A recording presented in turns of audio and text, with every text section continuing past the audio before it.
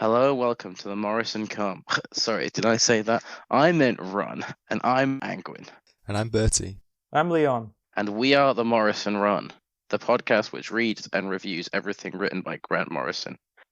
Mostly comics, and today we're reading Animal Man issues 20 to 26. The end of Yeah. Animal Man, The end. deeply sad and moving ending. I guess we'll see as we jump in to the final issues of Animal Man. To start, issue 20. This carries on right off from issue 19, which makes sense. And issue 19, what happened at the end of that, guys? Animal Man's family gets shot. Spoiler warning. It's brutal. Spoiler warning. What? In afterwards, but they might have forgotten. What? Yeah, that's true. They get shot, and he discovers them and feels shame that he wasn't there because he was off getting high, and he vows to change the past, which means that these issues of Animal Man engage with time travel. It's time to travel out of here because you suck. The fuck off, mate. Okay, yeah. Now Leon you can say your bit. Issue 20 is all about the family and the kind of grief. It's very much just sitting in that for a full issue and setting up a lot of other elements in small ways that will be bigger parts of the next 6 issues after this. So, Animal Man doesn't properly do anything during issue 20. Well, nothing major plot-wise, but like Leon was saying, this is the major turning point in the Animal Man story, a point of no return. And not to spoil, but yeah, this decision never gets reversed, which is kind of specifically mentioned at the end. It's drawn attention to the fact that in a lot of comics, especially like more lighthearted comics, they might have been brought back or just not killed, like at all. They kind of go through the reasons why these sorts of events occur in stories and talk about how unnecessary it is from the perspective of the characters, right? But as far as issue 20 goes, it's Animal Man is discovered by his neighbors on the floor, and he by the end it's heavily implied that he's going to try and time travel back. What does happen is there's some setup for this final arc of Animal Man where the big secret government people, they're like, oh, we're going to kill this guy, talking to the owl assassin guy. We're going to kill this guy, and they invent this bug, Hulkbuster looking machine. It's all very silly. Yeah. But yeah, that's kind of the whole plan. So the idea is that his final arc, Animal Man is going to try and go back in time to be with his family again, and the government's going to try and kill him for some reason. I don't know why they have such beef with this guy. They invent Bugman. Yeah, Bugman. And Bugman is really set up to be the scary force, and Animal Man's going to have to fight Bugman. But Bugman ends up being really unimportant. In these final issues. I think that's on purpose, and I think that's kind of funny. I think Yeah, definitely. It's meant to be the American government thinking they can just brute force Animal Man with the most American invention against him, and it ends up not being particularly consequential for Animal Man's journey. I just remembered something. So I don't know if these guys probably are government officials, but the reason, because I asked why do they have beef with Animal Man, we later learn I think a few issues later, that they are big business bodies, and they benefit a lot financially from the destruction of the environment. Animal Man, in being an effective revolutionary or whatever, he has really pissed these guys off. So they're trying to exterminate his family. These guys are awful, and I think that they talk about this in the previous issue about how Animal Man's villains don't want to rule the world; they already do. This one man is getting in the way of the things they want. It's not even just him. It's clear that there's other people. So they just do horrific things to him, which I'm not going to make any specific claims, but I mean, there definitely are powerful people in the real world. And I think that it kind of does that Animal Man thing where it's able to bounce between cartoonish, comic booky, and real life quite easily. That leads straight into the next issue, issue 21. Animal Man links up with Mirror Master. Surprise team up.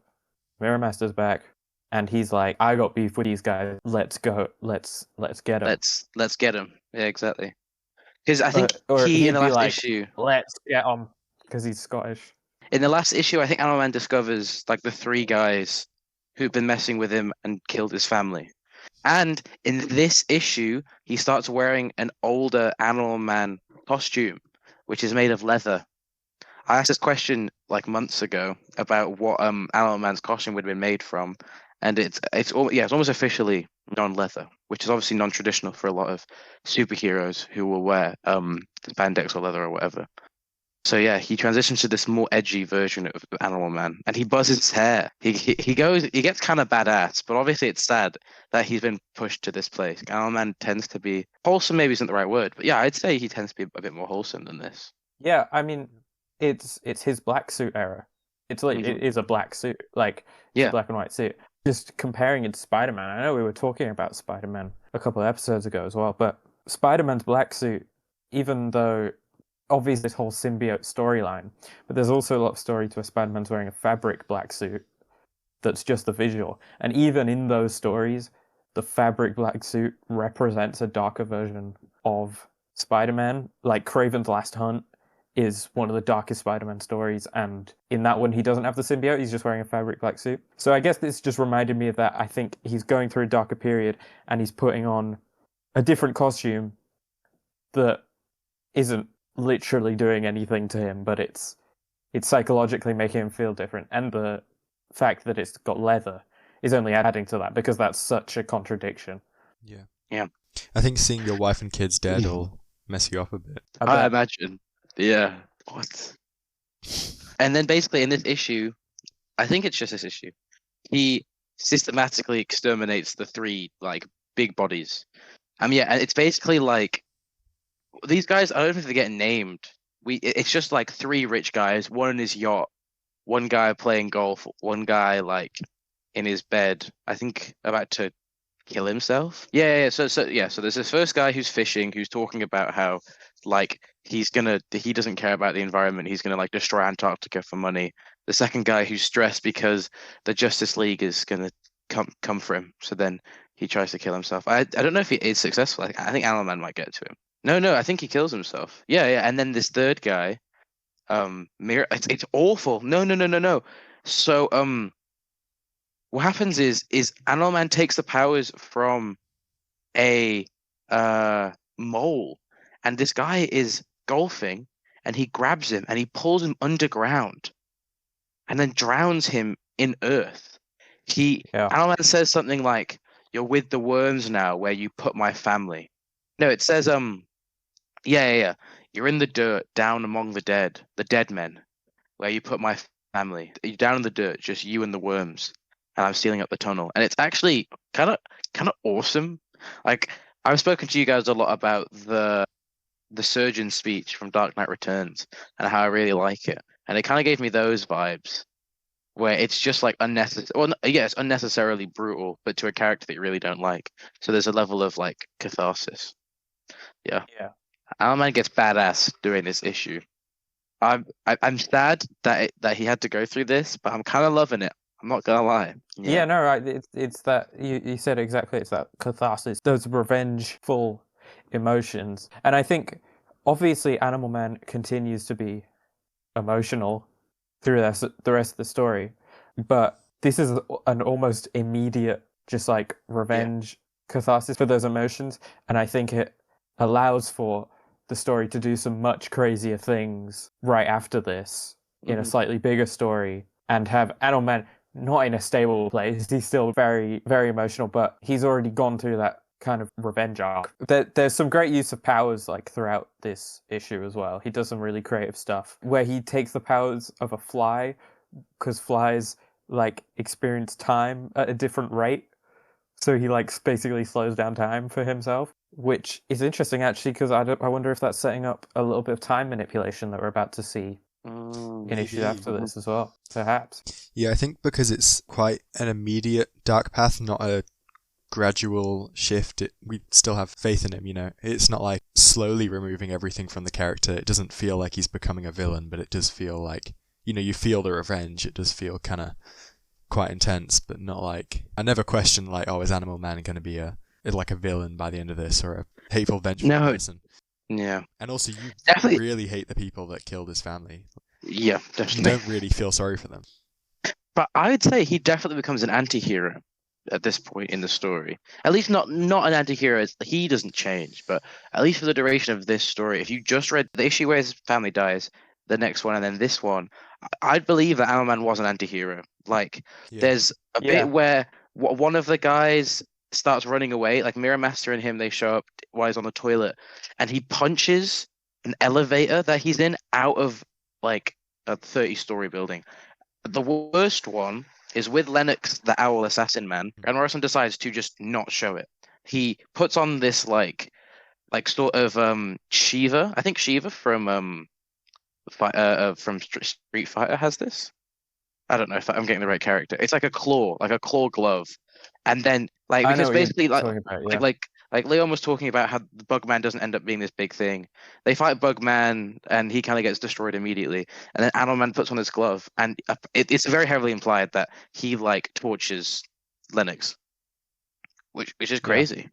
There's the catharsis, especially the first two, because he just drowns some guys, right? And it's like, yeah, yeah, that's actually very brutal. But there's a level of catharsis. By the end with Lennox, you're like, I don't know, man, like you've gone too far. You got to chill out. And I think that maybe influences why he wants to go back in time as well. You know what I mean? Maybe he feels like not only has something really bad happened to him, he wants to go back to a time when he was a version of himself he preferred being. Couple notes I have before we go deeper into the time travel story. First of all, Bugman looks a little bit like the Catchman from Candy and the Catchman, a story we read early on the podcast. One of Morrison's So I thought that was works, 2000. Yeah. Just a 5-page short story. Go read it and go listen to that episode if you haven't. It was a fun time talking about a very unspoken of story. But also when he puts on the black outfit and the leather, he's like, "Oh, this is from back in my punk days," and we've seen those punk references throughout the comic. But I don't know, a line like that is just funny to me, and because I enjoy the things in comics. It reminds me in a lot of like the Chris Claremont X-Men. He'd always like force in some random pop cultural references, just like a character being like, "Oh, I love that jacket. It reminds me of like insert band that was like popular at the time," or blah blah blah. Like I quite enjoyed that stuff in comics, especially a time period like the 80s, which was long enough ago that we just kind of indulge in the time period rather than it feeling a bit cringe or dated. I just thought that was a bit fun. Yeah, definitely. A note for me, when Animal Man ends up torturing Lennox, it says in small text an animal, and it shows a sort of, I guess this was bound to happen. I mean, I wouldn't. I'm not going to say that I thought it was going to happen, or I bet it was going to happen, but it shows the fact that Animal Man has been pushed to a sort of primal place, right? Yeah. The way that revenge and the way he engages with revenge is primal, and I think it's not like the most deep metaphor of all time, but I think there's something poignant about it. We've seen him representing animals in the most positive ways up to now, always talking about supporting animals, and then flipping the term animal to maybe its most negative connotation is the thing you do with a character called Animal Man. So the next issue is just a full time travel story. Animal Man steals. Yes, it's this. So yeah, I forget the issue specifically. We spoke about an issue last episode wherein it was like a horror issue, and we spoke about it quite vaguely, and I compared it to Prisoner of Azkaban, and I did that. I was trying to be subtle, but I don't know if it was that subtle. Animal Man in this issue, he gets a time machine. He steals it. He pretends that I'm not going to use it, and then he lies to it. I think a Justice League member, and he uses it to try and go back in time. And the Animal Man that we saw in that horror episode, who keeps like flashing around, right? That was our Animal Man who has had his family killed. I called him Dark Buddy when we were reading those issues. Yeah, Dark Buddy is Buddy, but from the future, and he gets to see his family one final time, and that's why, Well, and that's why it's Animal Man, and that's why his daughter wasn't scared of. That's why it wasn't scared of him, because it's just But him it's not just that he's there the whole time. He's sort of like phasing coming in in and and out of out. reality, and he Yeah, doesn't like a know where he tracer is. type. It all Yeah, feels Trace. Yeah. Um, uh, sorry. I, that that's just a funny reference to make. Yeah, yeah, my bad. But Yeah, this is a much darker interpretation of sort of yeah, reality. definitely. That kind of reality where it feels very dreamlike. It feels like he's going through like a fever dream. Like he doesn't know where he is, what time he's in. Is he there? Or is he not? Is he a ghost, or like is he really there? And yeah, it just feels really emotionally charged. All these pages where we see him kind Mhm. of half invisible, walking around his old house. Yeah. He really is like a ghost because he's just like he's haunting that house. Yeah, I think Yeah. it's such a good use of time travel, like overlapping that with horror. I don't know, just is so weird and cool, and I'm sure it's been done quite a bit, but it's yeah, I like that. I like this. There's a page with Booster Gold where he looks scared of Buddy, and it's before he does the time travel thing. He's like desperate to go back in time and looks enraged, and Booster Gold has just got his like hand on his head, looking a bit like, what is this guy up to? Like, it's quite Yeah. scary because he's got leather, but it's all like ripped up as well, and Yeah. you know, There's we see Psycho Pirate in this issue, and we learn that a Psycho Pirate, the whole thing that makes him crazy, arguably ends up being the main villain, aside from the big exec guys who got killed, is because he reads the comic books he reads the future because he reads the comic books. He has in the universe. It's weird, but it's a sort of meta thing where he knows what's going to happen to these people because he's already seen it in the comic books because they're comic book characters, even if they don't know about it. But yeah, no, I like how like all the weird stuff from a few issues ago, like Ellen's desk moving, and the Ouija board, and the 27 in the window, because basically he is trying to warn his family to not open the door, basically. Oh, which is so sad. And I think I've seen this metaphor in stories before, like "don't open the door" metaphor. I've seen it in Chainsaw Man used a bit differently. And it's just so tragic because it's those that sort of like tragic blindness, like brought into a microcosm, kind of honed down into one simple metaphor of you can't see through the door and you just open it blindly and then you die. And yeah, it's just a really sad. And honestly, this issue, like, I don't want to sound silly. I'd say this issue is arguably when Animal Man becomes like peak Okay. fiction. Yeah, this makes it a must read. I just think that it's so sad, but it's done so well. And it's like it's all been building up to this and the issues after it, which yeah, is pretty incredible. I mean, I talked about it. He in this issue he's a ghost. I was just reminded of the album "I Didn't Mean to Haunt You" by Quedeca, Yes. which for people that don't know, it's a concept album where the artist Quedeca is playing the role of a ghost who is haunting his family, like a guy who's died and is like he's a ghost, and the whole album's from the perspective of a ghost, and it's pretty sick. But just some On of that the themes in there reminded me of this comic as well. on that album, Danny Brown plays carbon monoxide, which is pretty sick. He I know raps it's from the awesome. perspective It's of awesome. carbon monoxide. Yeah. Yeah, Yeah. and Quedeca just dropped a new album called Vanisher, which is also Hmm. really good. They're all concept albums, but this one he's like a sailor and he's like sailing across the ocean. Obviously, these concepts are used to explore personal themes. I feel like some people might be turned off by a concept like that, but don't let it because they're pretty great with or without it. But on that one, Danny Brown is on a song called The Great Bakunawa, and Danny Brown raps from the perspective of a mythical dragon from like Filipino mythology. I'd say, I mean, I can't speak for Bertie, but I know that at least 2/3 of the Morrison run give Quedeca the Morrison run seal of approval. I definitely do, yeah. Yeah. So you guys should listen to him. yeah, He's great. Moving on. In this issue, he meets. So Buddy becomes entirely enraged. Something really cool happens, right? I don't know how to describe this. You know, that sort of like old comic, like I think it's in like how to do it the Marvel way or whatever, where there's like dots, to do a shadow. Instead of just like inking a Oh, shadow, it's yeah. dots. I don't know how to describe that. You guys will know this. Right before then, right, he gets this dots thing, or which is obviously like a sort of like meta use of the comics medium. This like weird time traveling like spirit guy shows up, and then it kind of ends on a bit of a cliffhanger with Psycho Pirate. It's really cool. He looks a bit like a guy from Detective Layton. Is that what it's called? The DS game series? He looks a bit like Detective Layton's brother. I've never heard of Yeah, that. yeah.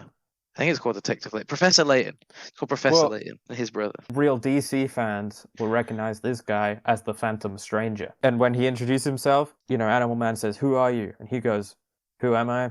A hand in the dark, nothing more." And then we see his face and he says, "A stranger." Which is pretty sick. I think Phantom Stranger maybe has like the most aura ever. Psycho Pirate is scary in like a pantomime way.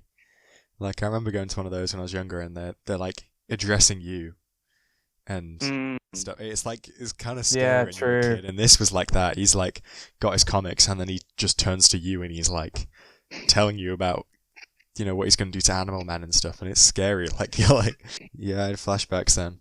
And I do like how I think the implication is that he's found one of these comics post-crisis. It's some kind of remnant in Arkham, but then his like awareness of how the universe works has allowed him to manifest these and read them and see them and stuff.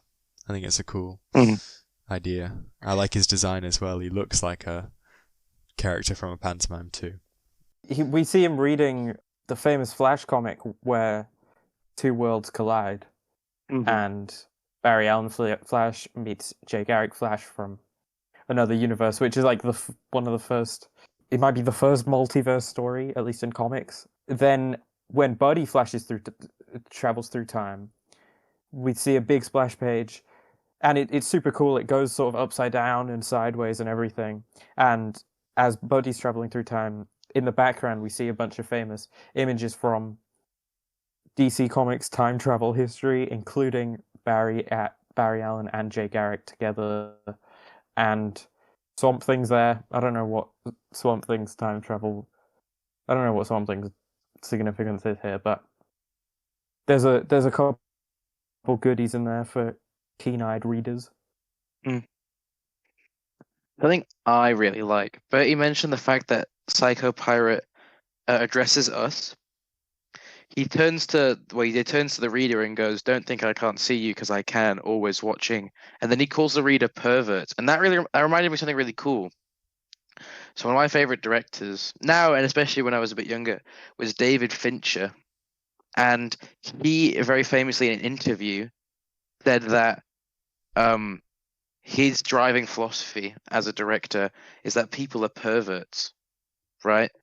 As an artist, right, you create a window for voyeurs to engage with the lives of characters, and it's like, obviously, okay, I'm not going to feel bad about spoilers now because it's becoming quite clear that the characters in Animal Man know that they're in a comic book and they're being read, right? And as readers, in all of art, we are, as an audience, we're voyeurs. We engage in the spectacle. We gain. The idea is that it's a borderline sexual pleasure from watching the suffering of like fake people, right? But within the context of this story, right, these people are real and they feel real things, and they're annoyed. They're annoyed that we continue to gain pleasure to watch, almost as like these weird sorts of deities just kind of like playing with these characters. And it's implied that these characters, when not read, cease to exist. And that Yeah. and that we have all we have all the cards, we have all the power in the relationship. And a writer and an audience just like make them dance for our own like sick enjoyment. And it's like it makes me feel bad for like reading, which is good Yeah. because I don't want to do that. But But it's strange because we're always engaging in stories, and we watch like suffering constantly. It's what a recreation, right? And these characters are made to suffer for, like, even if it's meant to be moving in a certain way, it's a sort of hedonism, you know, as an audience member, and it makes you reevaluate your position as like a consumer of art. You're just like, yeah, I'm a bit of a freak, you know. I'm like I'm like watching these people's personal lives, you know? Like it's like imagine it's like I guess like Truman Show is another example that's brought up. It's like we would watch Animal Man like out about his day with his family, with his wife, with his kids. We watch Ellen paint her paintings. The only reason why we don't see incredibly intimate stuff is because the writers go, no, that's too much. You know what I mean? Yeah, it's just I just think it's a very interesting theme that Animal Man has chosen to engage in. Yeah, I think Okay. it's most prevalent in the last issue, which is Animal Man and Grant Morrison having a direct conversation. Yeah. What's brought up a lot is like, you know, if he can choose to write about anything, why are they writing about Animal Man's family dying? You know, Yeah. Why is it so horrible? But it's kind of this awkward conversation where Morrison is explaining to Animal Man, like, you know, I write suffering to kind of tell stories that reflect real life and stuff, and in the real world these characters aren't, you know, coming and talking to the readers and the writers and stuff. It like kind of is a really bizarre drama there, but it's kind of an interesting like conversation to imagine, you know, like because Animal Man hates his creator, really hates that his family has been killed by Grant Morrison For no reason. Yeah, for no reason, basically, for entertainment. Yeah. So the next issue, 23, Yeah. I think it's called Crisis, right? And Animal Man has this is so cool. I think I don't know if I think that might be in Paris. Animal Man as this sort of like being existing out of time has has an existential crisis like whilst at a Parisian cafe, which if you understand the history of existentialism, right? Like the stereotype of existentialist conversations is the French existentialists like Simone de Beauvoir and um the other guy, which I'm forgetting the name of, which is bad, like Car or something. Fine, right? Is and like Camus, right?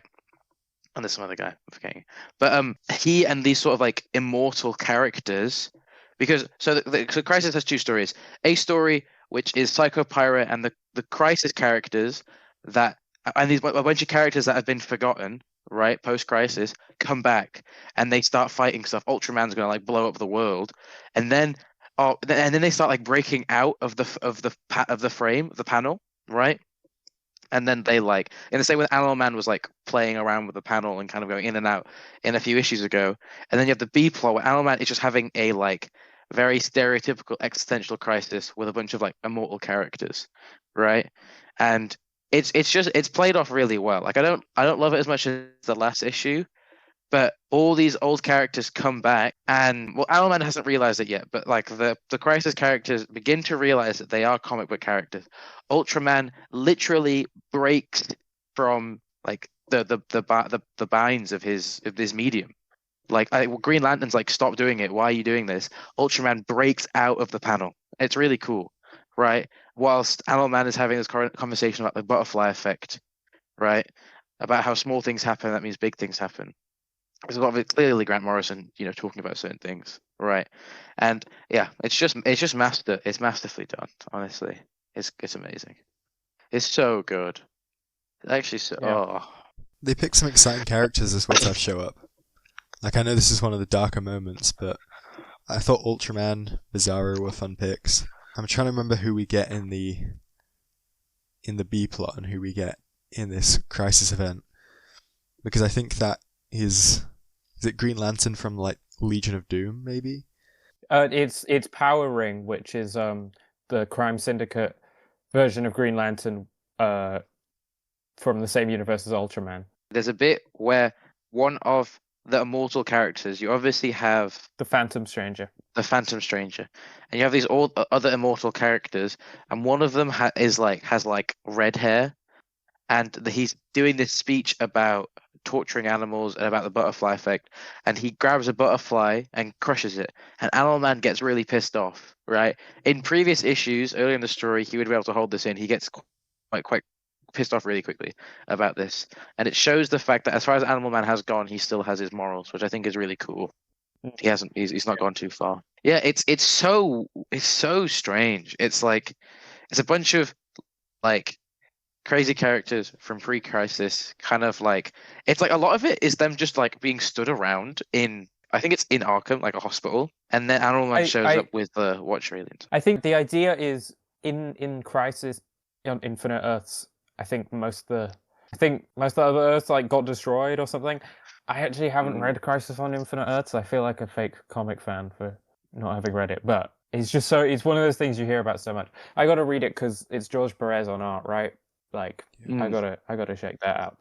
But nonetheless, as I understand it, it gets rid of a lot of the alternate worlds of the DC universe and attempts to sort of simplify it. So this is meant to have characters from loads of previous worlds that don't exist anymore. I do think a lot of these are made up for this comic. Okay.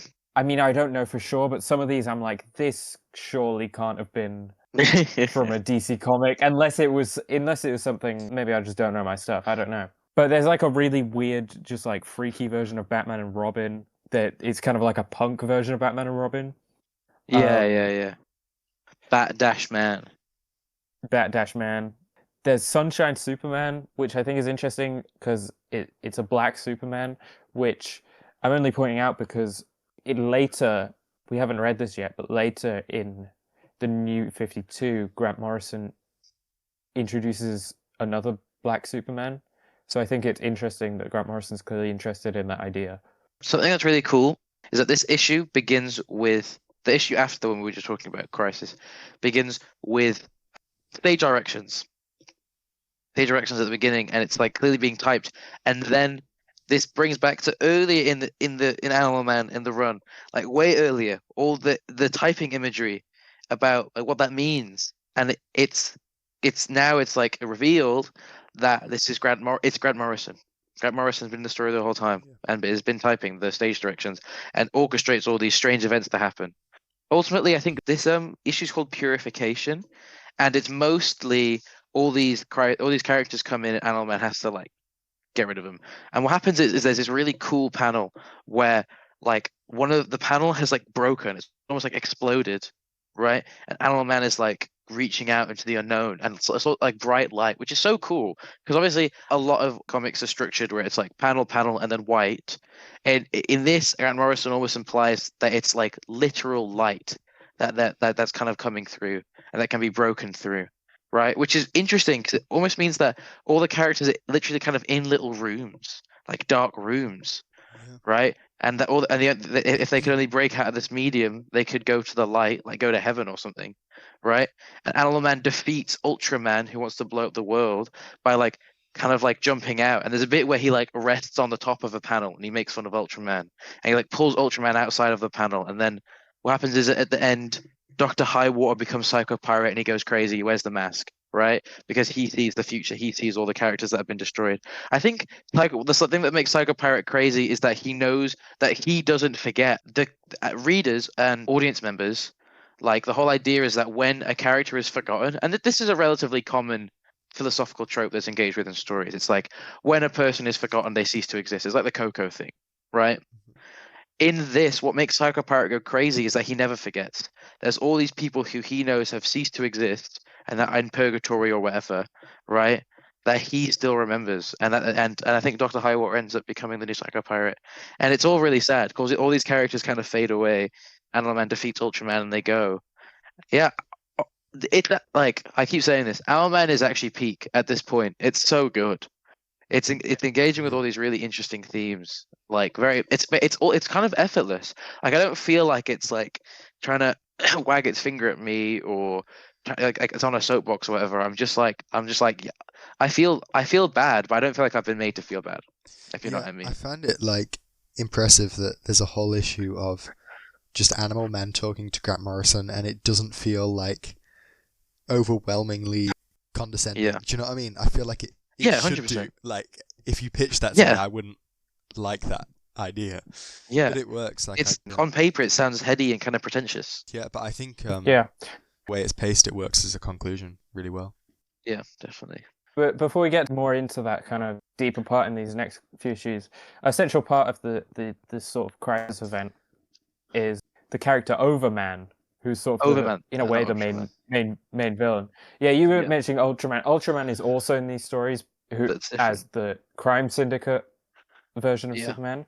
But there's Overman, which is evil Superman taken to the max. And in a way it kind of predicts like Homelander. Like Yeah, which I is feel like crazy.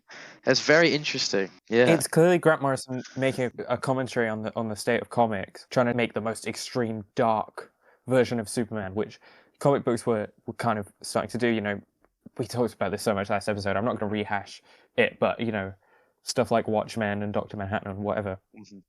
So Grant Morrison takes that to the max and makes fun of it with Overman, which is thought up by Psycho Pirate as like this truly evil Superman who's just like killing everyone and is from a world where like there's a sex virus and there's so many terrible things happening.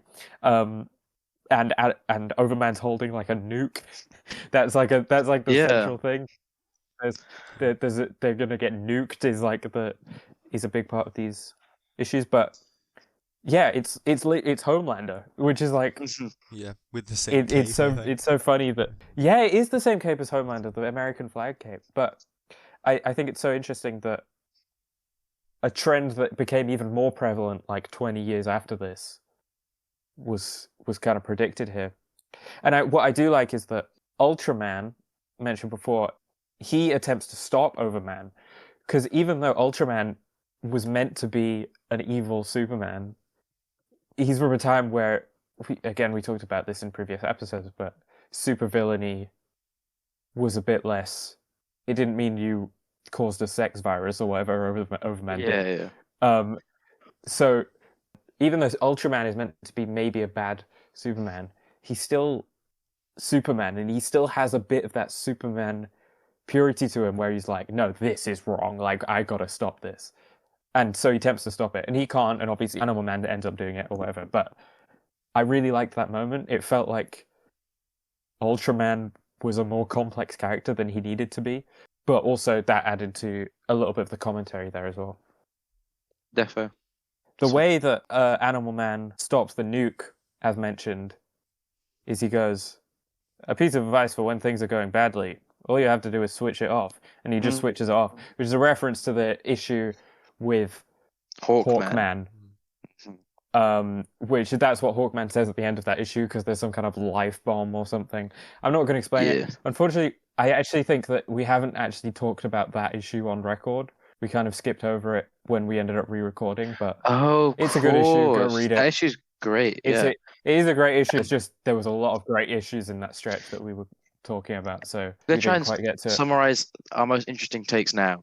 Basically, there's this like Hawkman guy. He's not Hawkman, but he's a member of Hawkman's race. He's a Thanagarian. A Thanagarian, and he has to commit suicide because he's an artist, and artists are useless. And his one piece of art that he'll properly produce is this life bomb, where his life flashes before everyone's eyes before he dies, and he ends up dying anyway because of Animal Man or something, I think.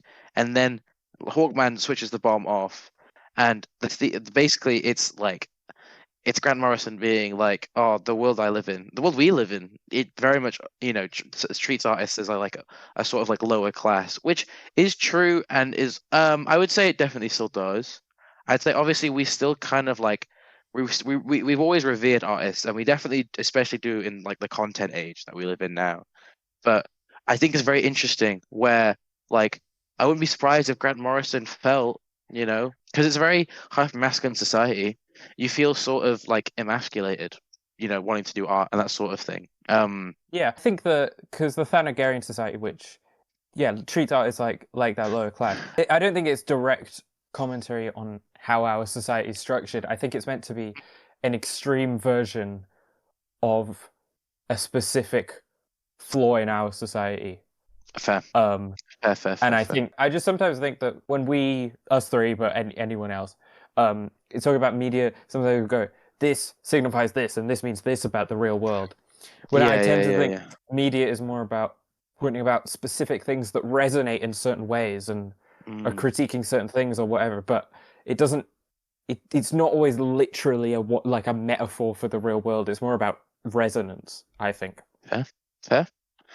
I still say that you know, like in that sort of like Spartan hyper fascist world that the Thanagarians live in, artists are seen as like little babies. True. As you were saying. True. That is true. What we compared it to Superman, the new Superman movie, and then like Superman the character, where in All Star Superman he gets called like a little baby by the Kryptonians that show up because he's the son of a scientist and not a proper Kryptonian warrior. Arguably, I think if I'm reading into it, it's probably like a point for Grant Morrison. You know, that you know, like not being the right sort of, not like your family not being the right sort of family, kind of not being proper military.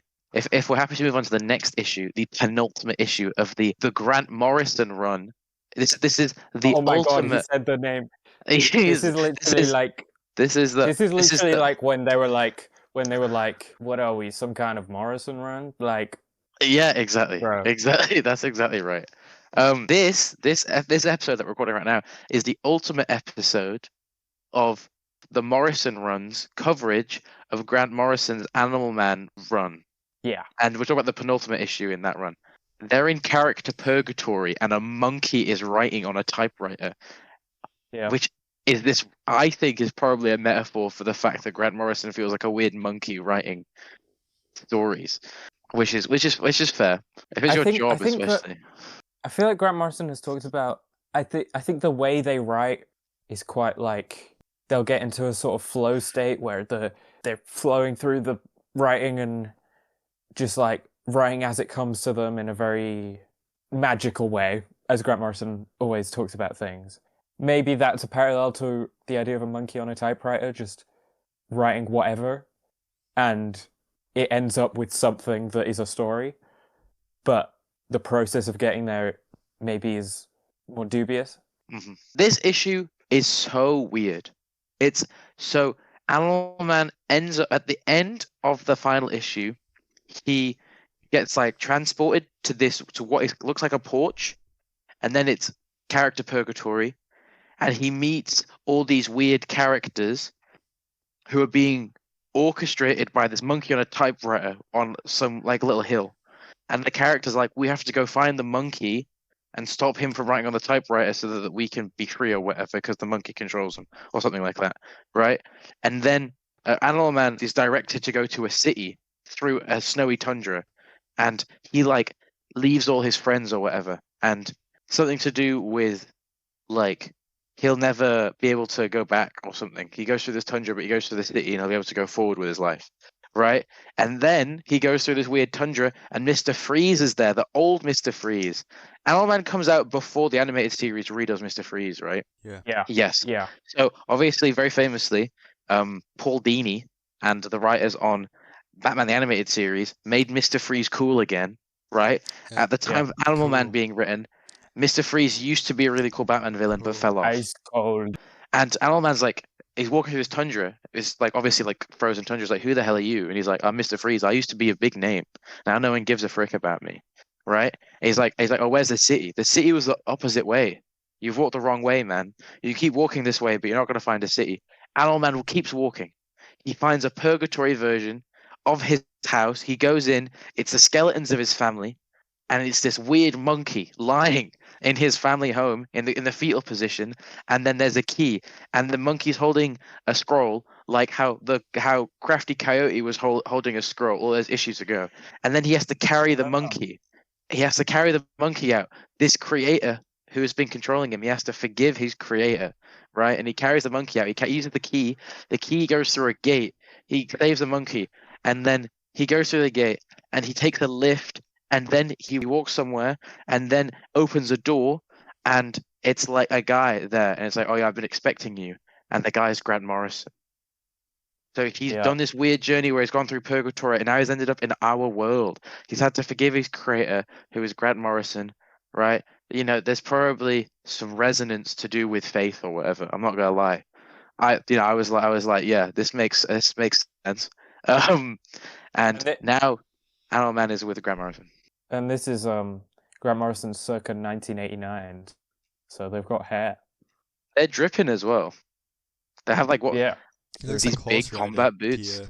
Yeah, I a see. little I see bit. what you're saying. I see what you're saying.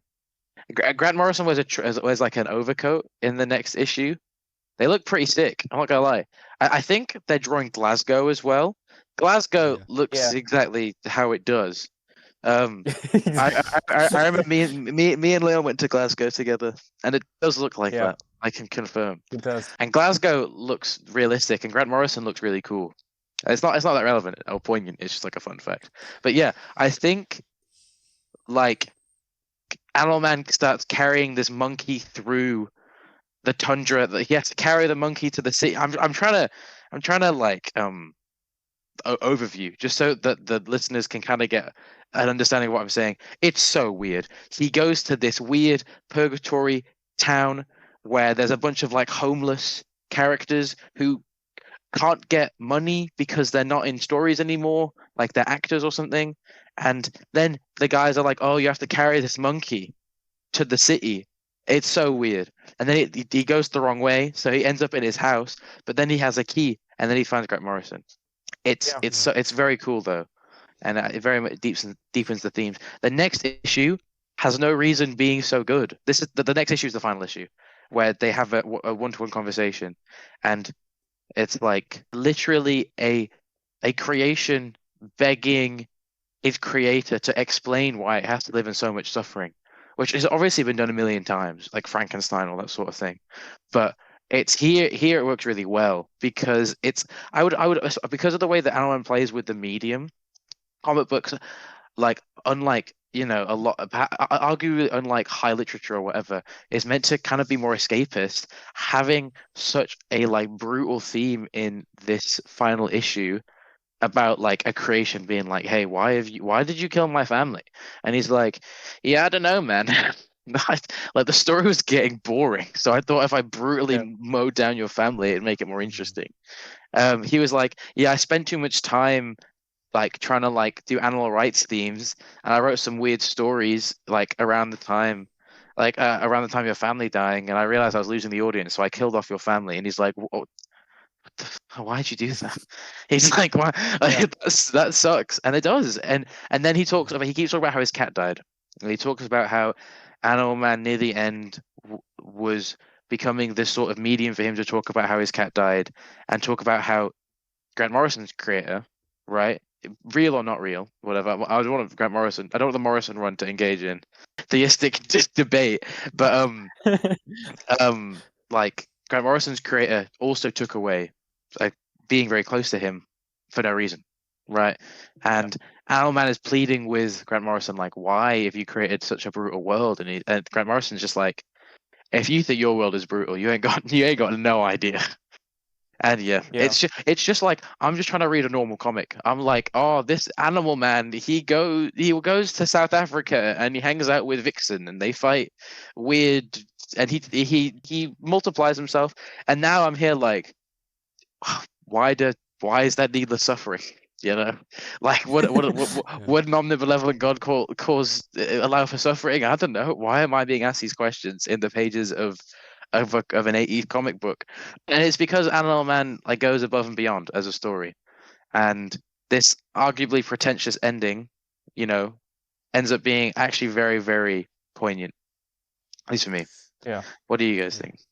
No, I think it's For great. sure. I think it's great as well. I mean, just something I was noticing right now. Grant Morrison throughout this and the whole of Glasgow, the real world in quotation marks, is colored very much with a gray tone. And Grant Morrison himself is not colored in like their skin color. It's just like white. And I think Grant Morrison says something in this issue about like Animal Man, like you're real to me. If this story does well, you'll probably survive long after I'm dead. And I think Yeah. it's interesting that the real world, again in quotation marks, in some ways is aesthetically looks maybe less real than the comic book characters in this issue. I mean, you could also say that the colors that are almost grayscale just reflects real life seeming more dull as well. But I just thought that was quite an interesting element. I mean, we do get a sort of happy ending at the end of this. Yeah. You know, Grant Morrison says, "Get up, there's nothing wrong with you, it's only a comic." Buddy pleads, he says, it's not a comic, it's my life. And after a bit, Grant Morrison fades away. Animal Man is left in his room where his family returns and convinces himself it was all a dream. We see on the typewriter, it says close up on Buddy's face, he's smiling and doesn't know why, but tears out in his eyes. Nothing's wrong at all, nothing's wrong, and then he convinces himself nothing's wrong. Ordinarily, this would be super contrived. Like, no, there's like the most Deus Ex Machina thing of all time. As a reader, you're like, this is the only ending I want. Any other ending, I would be incredibly disappointed with. And Owlman is walking with Buddy and is like, I'm gonna have the artist draw some stuff for you to fight because this conversation is getting boring. So as Buddy is getting brutally massacred, Grant Morrison starts doing shout outs. Like it's again, it's still very funny, and it's like, one, the cover for this is really cool.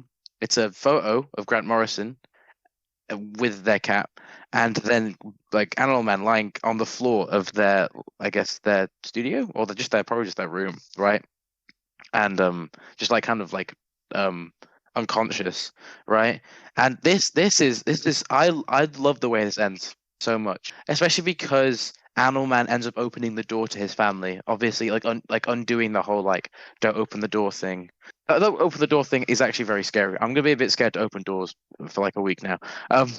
But it's just like you as an audience member get everything you want, or as a reader get everything you want, and Buddy gets everything he wants, and Grant Morrison as an artist is left wanting because like there's this final story Grant Morrison shares about an imaginary friend called Foxy that they used to have, and how they used to like, they're trying to torch for Foxy to see in the night, and like is pleading with Foxy, I'm still here, come back. And it's just like right at the end of this issue, you just get hit with this gut punch of like the death of childhood, and you're like, why are you doing this to me? I just want to have fun. And you're like, why am I so sad now? It's like, there's stuff, like I've not been an adult for very long, and I'm like, there's stuff that I did as a kid that I'm never gonna be able to do again, and that sucks. But why am I thinking about that during a comic? You know what I mean? But I just think that the themes are really good and great, and Grant Morrison is dripped out in real life. Or at least was in the 80s. I don't know about now, but I imagine they still are. For sure. It seems like Grant Morrison really broken up about their cat. Like one of the final panels is just like a little drawing of a cat, which is really sad.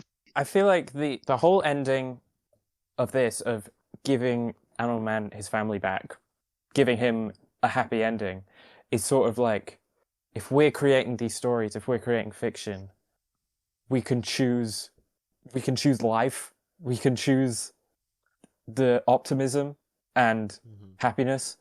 And I feel like that's like reflective of Grant Morrison's whole ethos with superheroes. And it's like, if we can't do that for our real world, then we can at least do that in the stories. But also, it's left up dubious enough. I think Grant Morrison even says in the story, like, it's left dubious enough that the next creator could undo it or just flip it on its head or whatever.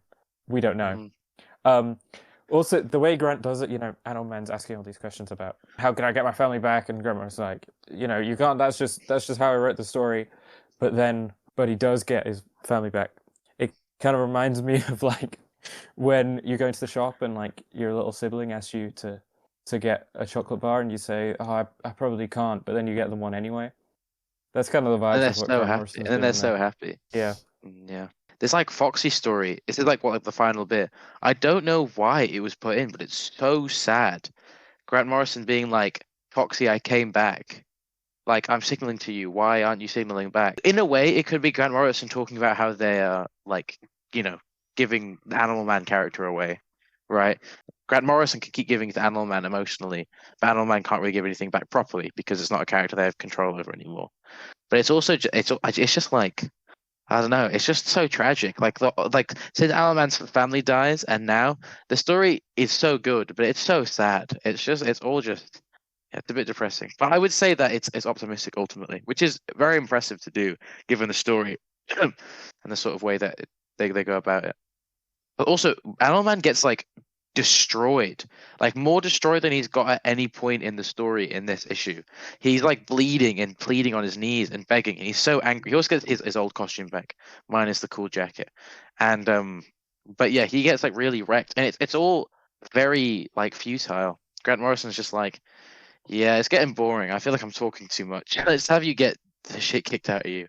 Also, something that's really cool, they have those big cylinders that you see in the UK. I mean, I don't know about other countries, but you defo see them in the UK. It's just like big cylinders where like the top bit is metal and the bottom bit isn't metal. If you guys know what I'm talking about. Do you mean like Not sure. where you put like they There's have brick loads on of the bottom. posters on? I think so. No, it's like I don't even know. I've seen them in like I don't want to dox the Grant Morrison podcast, but I've seen them in areas near us ish. Um, Yeah, yeah. I don't know if it's like an energy thing, but like the bottom bit is brick, and it's like kind of like a scaffolding esque like metal cylinder, which is cool. It was just nice to see. Right. It was cool that Grant Morrison in a bit is like they talk about how they were given a torch as a kid, and they're like, oh yeah, we call them torches over here, not flashlights. And I was like, yeah, we do, because we're awesome. Yeah, yeah. Obviously, you know, we're not from Scotland, but like, yeah, you know, we say here as well. Yeah, I don't know. I mean, I could keep going, but what do you guys think? Oh, one bit before there's a bit where Animal Man reads the splash page of his family being dead, and he's just like he doesn't know what to do with this information. Like, imagine being given the manuscript for like a horrific event in your life, and you're just like, I'm just on a page, you know? Here we are. It was crazy. What are you guys thinking about? I think the final page of this issue, where Grant Morrison reaches out to Foxy representing some kind of magical or higher power, and Grant Morrison doesn't see anything reach back, but then we see the light, Yeah. a little flash in the final panel. Obviously, that is a subtle, not subtle, but a representation of maybe a higher power that is still dubious and could be something, could be nothing. But I think Bertie, you've kind of pointed this out a couple times about how Animal Man gets us to question morality of things that happen to comic book characters in a way that is almost like weird or silly. It's like they're not real though. But I think that final page recontextualizes the whole thing to be about us in terms of like maybe we don't have free will, but we kind of just have to accept that and Yeah. have to take what we can get, you know? Something I think is really cool is Animal Man as a whole story is a little bit of a call to action for comic book fans. Like, if you love comic book as a medium, these characters that you really like, they only get their power from you reading them. They only get like their strength from the fact that you gain a level of emotional resonance from them. So if you care about the medium, like you need to go out and just keep reading. Like, read stuff you like. Yeah. Try read more obscure stuff. Generally, is part of the call to action, I think, where it's like all these characters that no one's ever going to care about. Like, you can give them life again if you just allow them into your life. You know, I think it's really cool. Cool celebration of the medium. Okay, so what are your guys' most obscure comic book recommendations? What's your call to action for people to check out something that needs life? Let me think. Because I was just thinking about this the other day, and we've talked about it before, but Marvel Team Up 100, The Origin of Karma. I just think that's like... Yes! That's like the best origin story I've read.